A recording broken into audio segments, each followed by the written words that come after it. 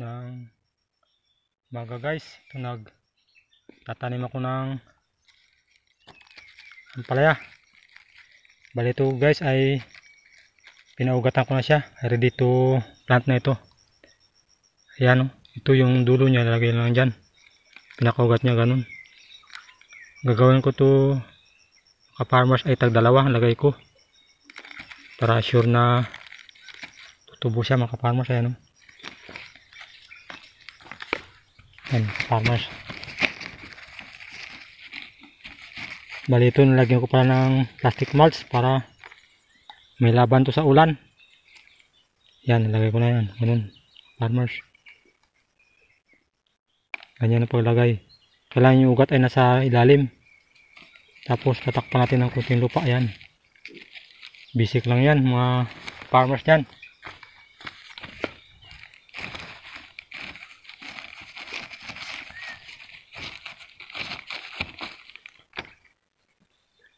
Yan lang mga farmers, tatanim natin ito.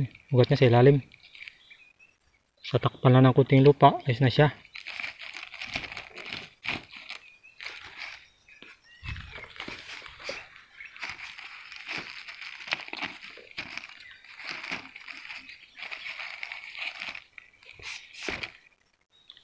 Ganyan lang mga farmers. Simple lang magtanim ng palaya.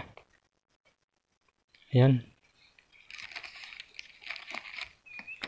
Pinaugatan ko lang siya mga ka-farmers. Tapos kasi pag ganitong tag-ulan ay sayang yung buto na kinakain ng mga langgam.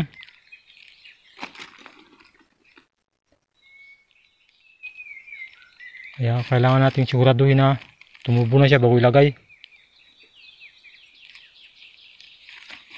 Ayan. Ayan mga ka-farmers oh. Nataniman ko na yan lahat.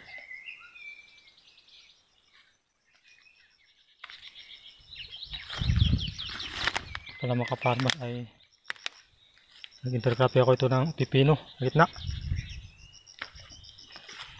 Medyo pinadalang ko lang pala ito mga ka-farmers yung aking tanim ng pinakatablan niya para matagal magsalubong, hindi ma-crowded kaagad. Kaya pinadalang ko lang siya. Pinakatablan niya malawak. Ginagawa ko ito tag-dalawa na lang kasi baka mamatay lang kunting isa. Kaya ginagawa ko lang tag-dalawa. Ito pala bali mga ka-farmers ay nataniman ko na yung nakaraan. Kaso lang kinain ng langgam yung iba. Ayun, may tanim na yung iba. Dahil maraming pistik pag ganitong tag-ulan. Tapos kinakain yung mga buto.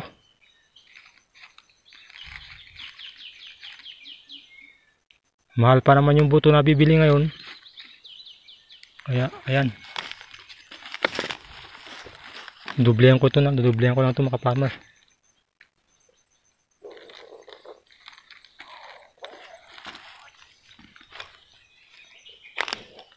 Ayan mga farmers.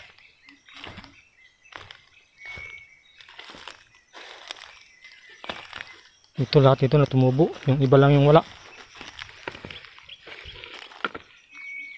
Ito pala mga ka-farmers, yung dati ko ito ay yung F1. Ito yung kaya may kulay siya.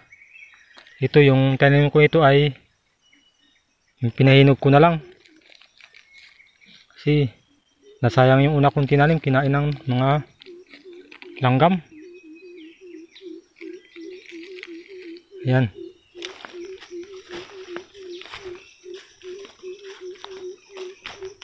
Sana mga ka-farmers ito ay tumama na sa magandang presyo yung tanim ko itong panibago. Kasi yung ngayong season ay napakamura ng ampalaya. Kaya gusto ko sana tamaan yung magandang presyo ng ampalaya. Kaya ito nagtatanim ako ng tag-ulan. Sana awan ng Diyos mga ka-farmers ay malagay nito sa maayos na presyo. Yan mga ka-farmers yung tanim ko. Medyo masukal-sukal lang siya mga farmers. Pero yan, dadamuhan ko rin yan pag sakaling medyo malaki-laki na yung ampalaya.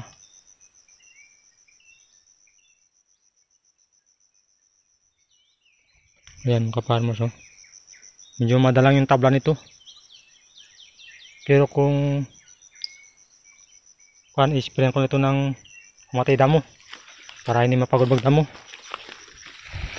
Yan, magtatanim tayo ng palaya para may aanihin tayo. Ginagawa ko ito mga farmers ay tagdalawa na kasi ito pahabol na lang ito.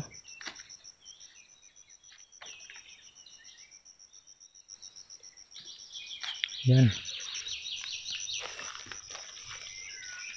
Nung nakaraan kasi ito grabing init mga farmers, kaya parang nahirapan yung gulay.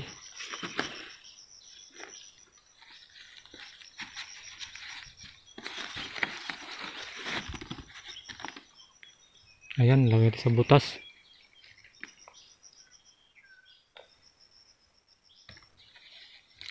Happy farming pala dyan, sa mga farmers dyan. Sipag lang tayo magtanim.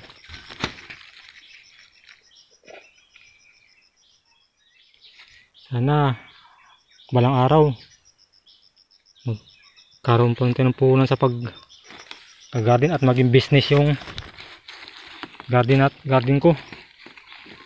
Hindi na small time, ang big time na sana. May pagkalob natin Panginoon. Kaya ayan, tiyaga lang muna.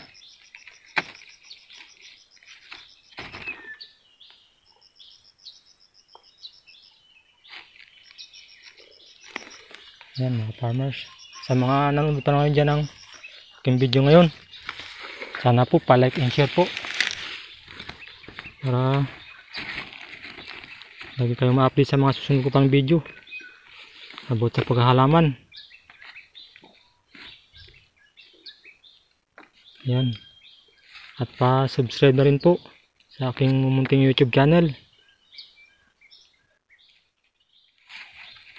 Ayan.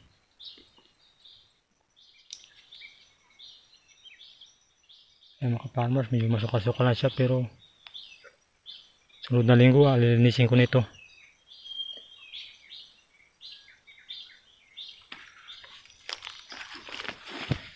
Sa mga subscriber ko pala dyan, salamat sa inyong pag-subscribe. Sana huwag kayong magsawa at patuloy nyo suportahan sa mga nagko-comments dyan. Salamat sa inyong comments. Sana masagot ko ng maayos ang inyong comments. Pa-subscribe na rin po sa aking munting YouTube channel. Happy farming dyan mga ka-farmers.